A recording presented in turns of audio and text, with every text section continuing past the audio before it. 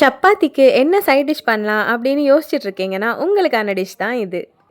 உங்ககிட்ட பன்னீர் இருந்தா போதும், வீட்ல இருக்கிற இன்கிரீடியன்ட்ஸ் வச்சு சூப்பரா ஒரு பன்னீர் புர்ஜி செஞ்சிடலாம்.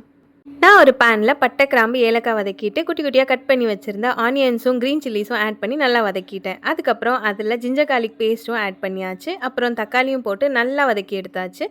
அதுக்கப்புறம் வத்தல் பொடி, மஞ்சள் பொடி, கரம் மசாலா பொடி ஆட் பண்ணி நல்லா பச்சை வாசனை போற வரை வதக்கியாச்சு. அதுக்கப்புறம் கொஞ்சமா பால் விட்டு நல்லா மிக்ஸ் பண்ணி விட்டுட்டேன்.